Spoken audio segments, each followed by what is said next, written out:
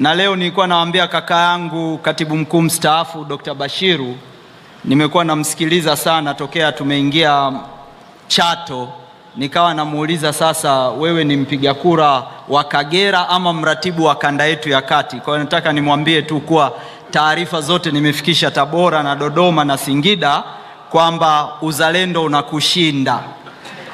Lakini nikuhakikishie Mheshimiwa Mwenyekiti, sisi kanda ya kati kule, na bahati nzuri mkoa wa Tabora katika mikoa mitatu yenye kura nyingi, tutamuonyesha Dr. Bashiru kuwa pamoja na kuwa huku nyumbani, lakini ana jukumu la kuhakikisha kanda ya kati inaongoza kwa kura katika uchaguzi huu.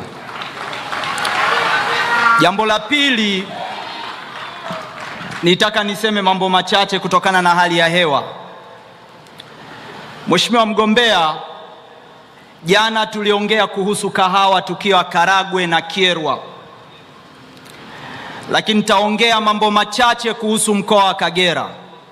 Mkoa huu uchumi wake kwenye sekta ya kilimo ni kahawa, ni miwa, ni mpunga, ni vanila, lakini vile vile ni tumbaku. Wakati unaingia madarakani, uzalishaji wa sukari katika nchi yetu ulikuwa tani 367,000. Na mkoa huu kuna mwekezaji mkubwa na kiwanda cha Kagera Sugar kilikuwa kinazalisha tani 93,000. Na Watanzania watakumbuka kama mwaka mmoja iliyopita sekta yetu ya sukari ililetewa siasa na watu kutaka kuitikisa na kuvuruga siasa za nchi, lakini serikali unayoiongoza ilisimama imara. Na mimi nataka nitoe taarifa ndogo tu juu ya maamuzi ya serikali unayoiongoza iliyoyafanya katika kipindi cha mwaka mmoja uliopita. Mwaka mmoja uliopita, maamuzi ya kuisimamia sekta ya sukari na kuifanya sekta ile iweze kuwa ni sekta inayohudumia wananchi, kwanza ilituletea utulivu wa bei ya sukari.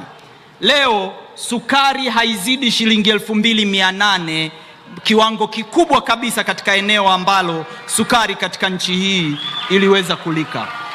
Lakini kwa mara ya kwanza, ndugu mgombea, taifa letu limeuza sukari nje, na kiwanda cha Kagera Sugar uzalishaji umefika zaidi ya tani 150,000, na kiwanda hiki katika kipindi cha miaka miwili ijayo, mkoa huu ndio utazalisha sukari nyingi kuliko kiwanda chochote, kwa kuwa sasa hivi wanafanya upanuzi na ardhi uliowapa miaka miwili iliyopita tayari wameshaipanda yote miwa, na mwaka huu wameuza sukari nje. Na kama nchi tumeuza zaidi ya tani 80,000 ya sukari nje na kutupatia zaidi ya dola milioni 72 kwa mara ya kwanza katika historia ya nchi yetu. Mheshimiwa mgombea, kuna watu walihoji, unakumbuka mwaka jana, kwa nini Tanzania inaagiza sukari nje? Ni mjinga tu ambaye kuna nchi zimetuzunguka ziko tayari kutupa tani moja kwa zaidi ya dola 800, na sisi tuna uwezo wa kupata sukari ya kiwango hicho kwa dola 500, tukatae kuuza sukari nje eti kwa sababu kuna lugha ya kisiasa kwamba tukiuza sukari nje kutakuwa kuna upungufu. Sekta ya kilimo ulishatoa sera, hii ni biashara, sio kitu kingine na wala sio huduma. Wakulima wanalima miwa wapate bei nzuri, tutauza sukari kokote kwa maelekezo ya serikali unayoiongoza. Na leo kwa mara ya kwanza taifa letu limepata mapato kutokana na sukari tuliyouza nje zaidi ya dola milioni 72 kwa kipindi cha mwaka mmoja. Na hatua hiyo Kagera Sugar yuko jirani na Rwanda, yuko jirani na Burundi, anaweza kuwauzia sukari. Kwa nini tumnyime fursa hiyo? Kwa hatua hiyo umempa ardhi, ameongeza mashamba. Sasa hivi anakipanua kile kiwanda, kitakuwa na uwezo wa kuzalisha tani 300,000, na hivi sasa kimeajiri watu 12,000 katika mkoa huu. Lakini jambo la pili, umeamua kutoa ruzuku ya mbolea, wanapata wakulima wakubwa na wakulima wadogo. Na hivi sasa, nilisema jana Karagwe, kuwa wakulima wa mkoa huu wameanza kung'oa pine kwa maana ya miti ya mbao na kupanda kahawa. Umetoa fedha ya kununua magari kwa ajili ya kuchimba visima vya wakulima. Magari yale yako Geita, yakimaliza Geita yanakuja kwa wakulima wa kahawa wa mkoa wa Kagera kwa ajili ya kuwachimbia visima, ambayo umewapatia miche zaidi ya milioni 17 katika mkoa huu kwa ajili ya kuongeza uzalishaji. Hatua hizi zimeitoa kahawa katika tani 20,000 miaka 3-4 iliyopita mpaka tani 40,000 katika mkoa huu. Hizi ni hatua ambazo umechukua kuondoa umaskini. Lakini jambo lingine ambalo umechukua hatua, Mheshimiwa mgombea, na vizuri wananchi wa Kagera wakakumbuka, nilisema mradi wa mto wa Bonde la Ngono. Serikali imetangaza tenda ya jumla ya hekta 16,000 na mabwawa zaidi ya 10 kwa ajili ya kuhifadhi maji, na itatumia zaidi ya bilioni 500 kwa ajili ya miradi 14 katika wilaya za Bukoba vijijini, Misenyi, Muleba mpaka Karagwe kwa ajili ya kuhakikisha wakulima wanapata uzalishaji wa mwaka mzima. Lakini ndugu mgombea, wakati unaingia madarakani kulikuwa kuna kilio kikubwa cha Nkwenda, kulikuwa kuna kilio kikubwa cha Mulongo, lakini vile vile kulikuwa kuna kilio kikubwa cha Kabanga. Masoko haya matatu ndiyo biashara kwa ajili ya nchi zinazotuzunguka. Hatua hii zaidi ya miaka 15 watu wamesubiri kuhakikisha kuwa tunafanya kazi hii. Wakandarasi wako site sasa hivi wanajenga yale masoko, na yale masoko yamefika zaidi ya 65% ya ujenzi ili kuondoa watu katika umaskini.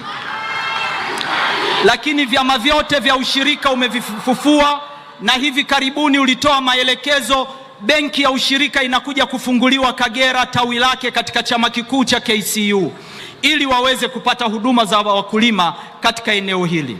Mimi nachotaka niseme la mwisho, tarehe 29 sisi wakulima wa mkoa wa Kagera tunapoenda kupiga kura, tunaenda kumpigia kura Dr. Samia tukiwa na ajenda. Ajenda yetu ya kwanza ni kuilinda kahawa yetu. Ajenda yetu ya pili ni ruzuku ya miche. Ajenda yetu ya tatu ni bonde la Mto Ngono. Ajenda yetu ya 4 ni ruzuku ya mbolea.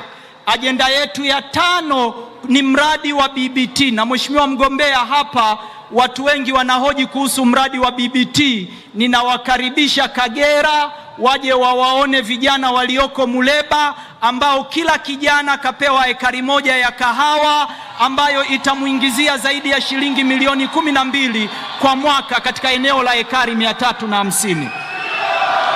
Naomba nimalize kuwashukuru sana viongozi wa serikali wa mkoa wa Kagera na wanasiasa wa mkoa wa Kagera.